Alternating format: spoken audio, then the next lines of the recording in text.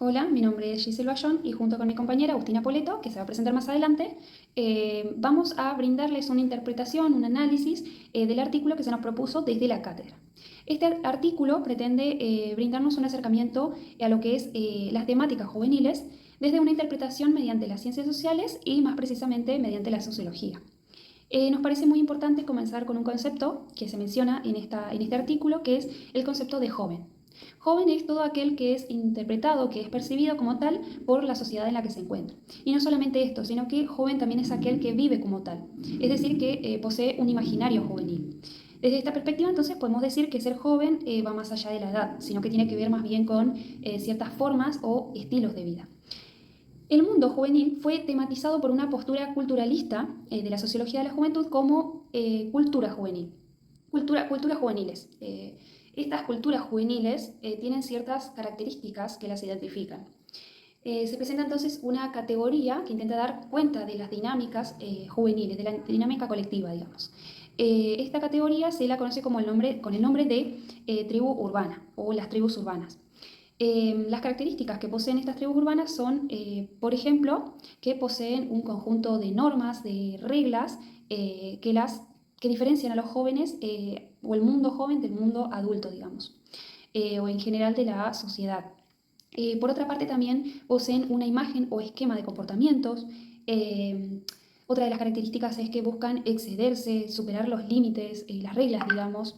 Por otra parte, intentan o buscan diferenciarse, es decir, escapar de la uniformidad. Esto es algo muy presente, digamos, en las tribus urbanas, el buscar diferenciarse y principalmente el ir en contra de, el mundo adulto, es decir, esa es otra de las características que es el tratar de no pertenecer, como no querer ser parte de la vida adulta. Eh, Todo lo contrario, van en contra, digamos, de este mundo adulto, por lo que suelen ser un factor de desorden social, de agitación social, digamos. Otra de las características que tienen es que suelen tener un sentido de pertenencia muy fuerte con la tribu, digamos, con el grupo, por lo que pareciera que todas sus acciones, sus comportamientos suelen estar dirigidos y justificados por este sentido de pertenencia, digamos. Esto trae consigo una cierta desresponsabilización de sus acciones, ¿no? Otra de las características es que suelen tener una actitud autoexpresiva muy intensa, por lo que pueden manifestarse de formas más agresivas, más violentas, digamos. Incluso muchas veces esta violencia, esta agresividad no es disimulada la mayoría de las veces, sino que por el contrario se muestra con orgullo, digamos. Incluso tienen un instrumento u objeto simbólico, digamos.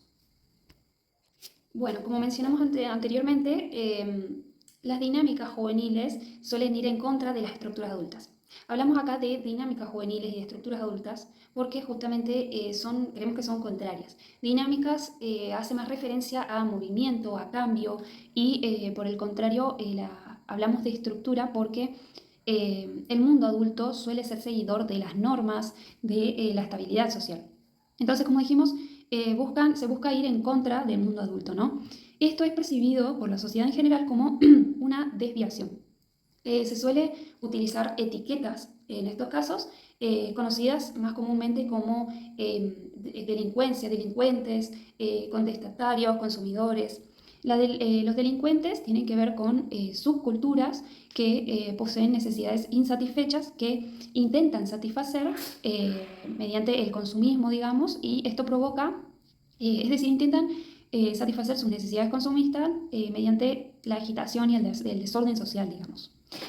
Por otro lado, hablamos de contestatarios, que son como un conjunto de rebeldías o formas de ir en contra de la sociedad en general. Eh, y la búsqueda de nuevos escenarios, mejor dicho, suelen ir en contra de, el mundo convencional, digamos, es decir, las ideas que se tiene del mundo convencional y buscan como nuevas significaciones de este mundo, digamos, un nuevo significado del mundo. Eh, por otra parte tenemos lo que es la etiqueta de consumidores, que nos llamó mucho la atención una palabra que era neohedonista, que si no entendimos mal tiene que ver con que son consumistas del mundo material. son críticos del productivismo, pero idólatras del mediatismo. Con esto le doy el lugar a mi compañera para que continúe con la interpretación de este artículo. Bueno, para darle una continuidad a lo que mi compañera estaba mencionando acerca de estas dinámicas juveniles, nos pareció importante también, como su título así lo menciona, poder resaltar que la mirada de estas dinámicas están entre el concepto de proscripción moral y anticipación social. Proscripción moral se refiere a toda identificación que se tiene de un sujeto, es decir, de una persona, de un grupo de personas o de un grupo de organizaciones, entre otras, que son catalogadas como enemigos del pueblo o del Estado. Por otro lado, tenemos a la anticipación moral, es esta nueva mirada o esta nueva forma de interpretar las dinámicas juveniles, ¿no? Alejada de esa mirada panóptica, es decir, de esa mirada única, ¿no?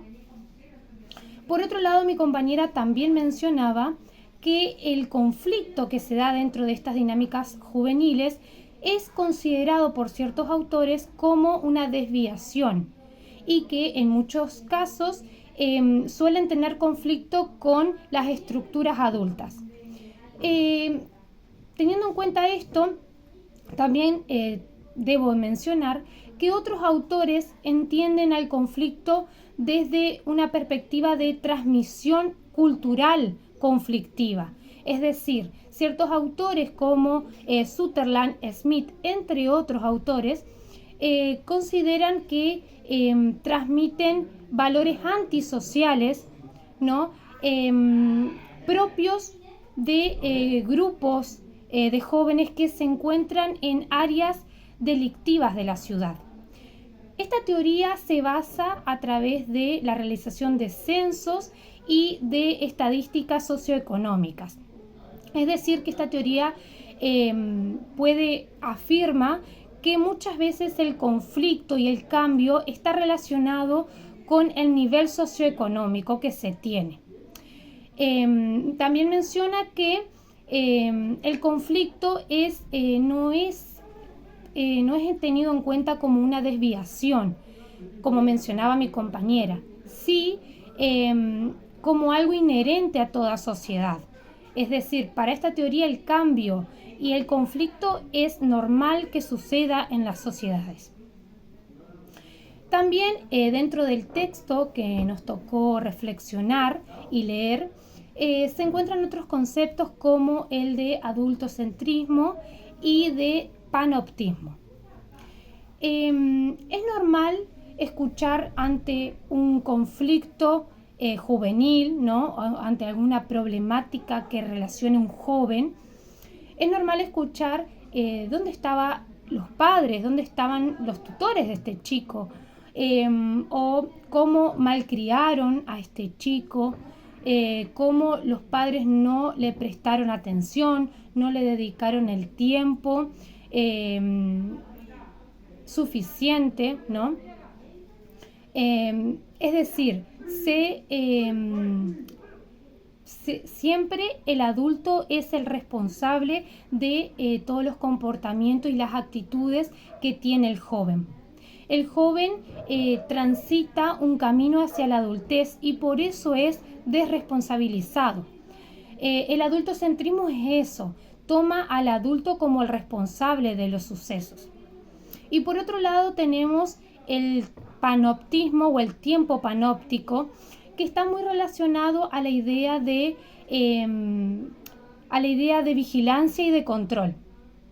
Quiere decir que las sociedades intentan, digamos, vigilar, controlar y disciplinar a la juventud, ¿no? Tratan de no perder de vista sus comportamientos e intentan que estos sepan que son controlados y vigilados. Otra forma de comprender al ser joven, por un lado, es según su condición de cronotopo. Es decir, el joven cronotopo tiene ciertas características. Una de ellas es el posicionamiento del sujeto. Esto alude a la idea de la configuración del ser joven como un escenario en el cual confluyen diferentes significaciones de lo que es el tiempo y el espacio. Esto le permite al joven tener un dinamismo, digamos, ¿no? Otra característica es la configuración de espacios sociales. Esto se refiere a las relaciones sociales que van creando, que van formando los jóvenes.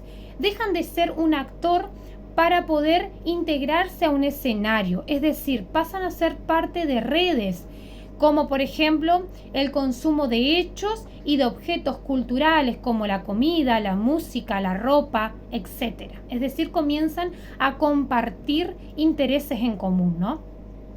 Y la tercera característica del joven cronotopo es la movilización en el tiempo. El joven tiene la posibilidad, digamos, de moverse por diferentes tradiciones y perspectivas. Toma de ellas lo que considera adecuado y rechaza aquello que no está de acuerdo. Es decir, combinan diferentes opiniones, actitudes, visiones, formas de actuar y producen su propia visión del mundo, ¿no? También este texto habla, por otro lado, como otra forma de comprender al sujeto joven, al concepto de generación. Cuando hablamos de generación, hablamos de un grupo poblacional que coincide o que comparte algo, ¿no? Que coincide en términos de cronología objetiva y cronología subjetiva. Cronología objetiva hablamos de que comparte una edad o un tiempo determinado en común. Y cronología subjetiva hablamos de que comparten intereses en común.